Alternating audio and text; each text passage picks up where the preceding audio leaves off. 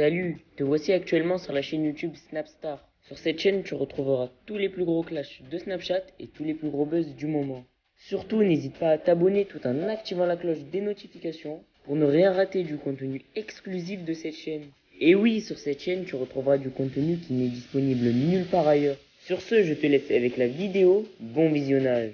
Comme vous avez pu le remarquer en regardant la miniature et le titre de cette vidéo, aujourd'hui nous allons essentiellement parler de Nabil El Moudni et de Magali Berda. Vous devez certainement tous le connaître, Nabil c'est un célèbre blogueur et Magali c'est la patronne d'une agence. Comme vous le savez, Nabil a eu de très gros problèmes avec une amie de Magali qui lui a fait du chantage. Dans cette vidéo, Naboul le Maboul a décidé de donner toutes les décisions de justice qui ont été prises contre elle. En effet, la psychopathe de Bruxelles a été condamné à de longues années de prison. Je vous laisse sans plus tarder avec toutes ces explications et n'oubliez pas que vous pouvez follow notre compte TikTok, le lien est en description de cette vidéo. Salam alaikum la famille, j'espère que vous allez bien, que vous passez une bonne journée.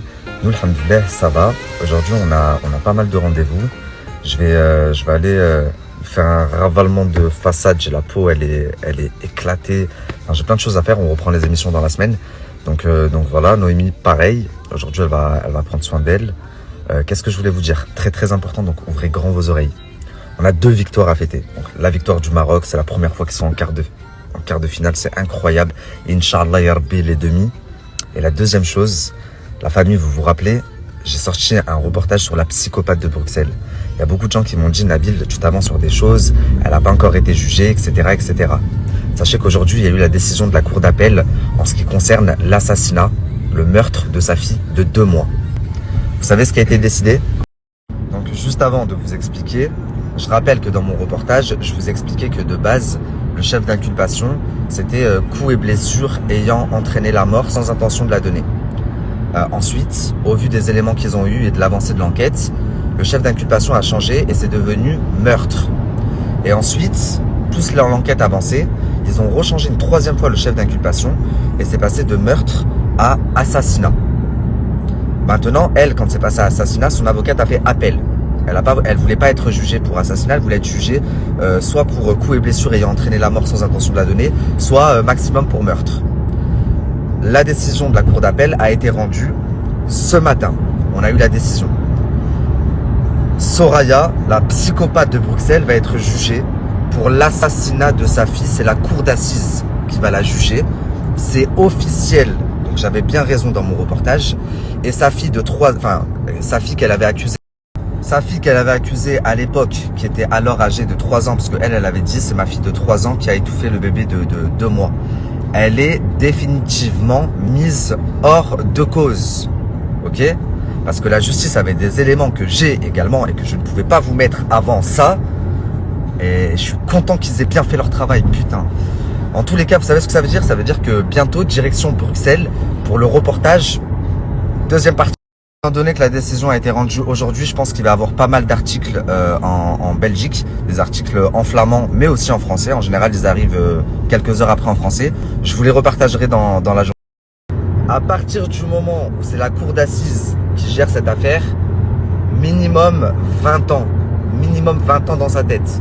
Et vous vous rappelez, il y a quelques semaines de ça, elle est passée également, il y a eu la décision par rapport aux escroqueries qu'elle a fait à toutes ces mères de famille en Belgique. Il y en a quelques-unes qui sont venues témoigner dans mon reportage. Mais sachez qu'au tribunal, elles étaient 50, plus de 50 victimes. Donc elle a pris 3 ans ferme. Son avocate a demandé une réouverture de débat qui aura lieu là dans quelques jours. Et cette fois-ci, à la différence du procès, les victimes seront représentées par une avocate, une très bonne avocate qui a 40 ans d'expérience. Donc elle s'appelle Christine Calwert. Je ne sais pas si je prononce bien, mais en tout cas, c'est une des victimes qui s'est rapprochée d'elle. Donc c'est ma société de production qui finance, qui paye l'avocate. Mais quand je vous dis que c'est une tueuse et que ces 3 ans ferme, soit elle va prendre le double, soit ils vont être maintenus, c'est le minimum. Donc là, pour l'assassinat de sa fille, minimum 20 ans. Pour les escroqueries qu'elle a faites dans quelques jours, minimum 3 ans.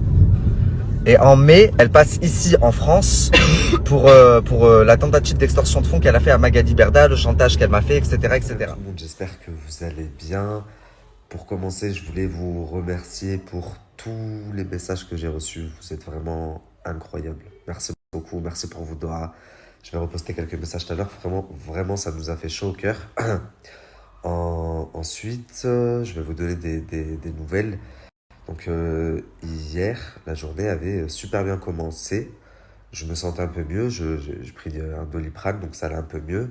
J'ai laissé mes grands-parents à la villa. Et on est sorti, moi, Noémie, mon petit frère et son collègue. On est parti dans le désert faire un peu de buggy, etc. D'ailleurs, je vous partagerai une vidéo. Donc vraiment, début de journée impeccable. On rentre à la villa, donc on prépare nos affaires. Et je dis à mes grands-parents, venez, on va manger sur la place Jama Al-Fna. Et ils me disent, ouais, vas-y, ils ne l'avaient pas encore fait. Donc on arrive, impeccable. Mes grands-parents, ils rigolent, ils sont en pleine forme. Ma grand-mère, elle se retrouve au milieu des danseurs. Mon grand-père, on lui met un cobra autour du cou. Enfin, il est vraiment, tout va bien, ok? 10 minutes avant la crise, je vais vous raconter, j'ai eu la peur de ma vie. Je vous jure que, enfin, tout allait bien dans le meilleur des mondes. J'ai pas compris ce qui s'est passé.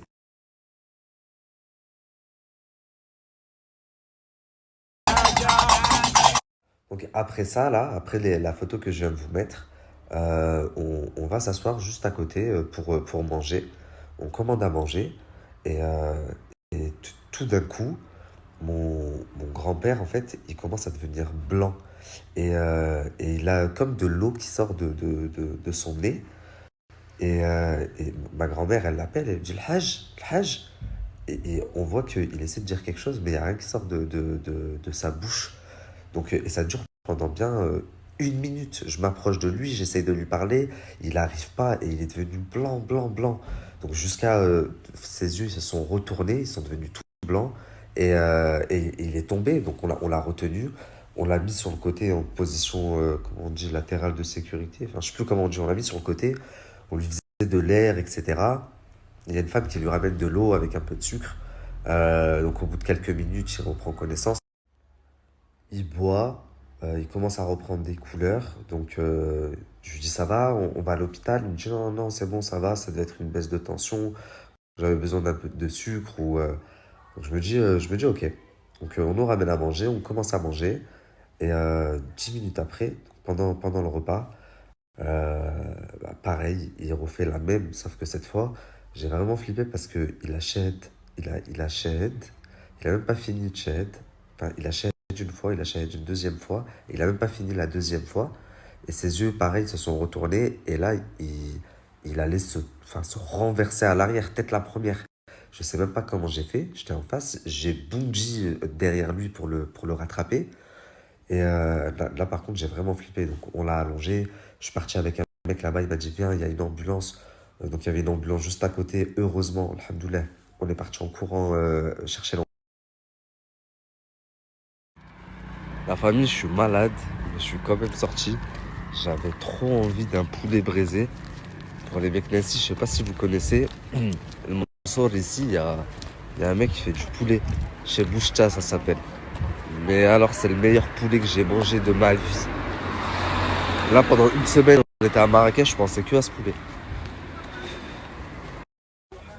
Qu'est-ce que je voulais vous dire tout à l'heure? Tout à l'heure, dans une des photos que je vous ai mis, on voit les pompiers.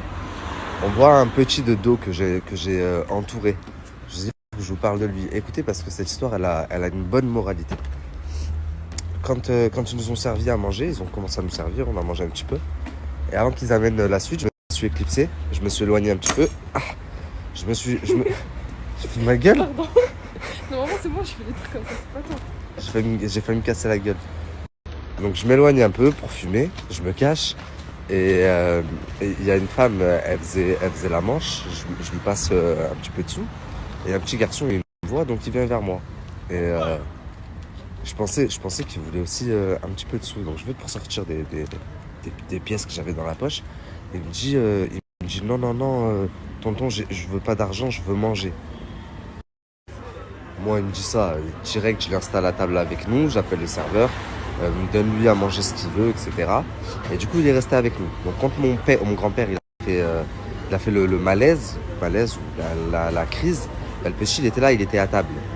Moi, à un moment donné, je m'éclipse pour aller chercher les pompiers. Donc, il restait que ma grand-mère et ma femme. Ma grand-mère en crise, en train de pleurer, ma femme aussi en train de pleurer. Et du coup, ils calculaient pas les affaires. Il y avait ma pochette, le sac de ma femme, le sac de ma grand-mère. Dedans, il y avait tous nos passeports, etc. Enfin bref. Et il y a des gens qui ont voulu les prendre en fait. Et c'est ce petit garçon qui a sauté sur nos affaires pour les récupérer, il s'est mis comme ça dessus.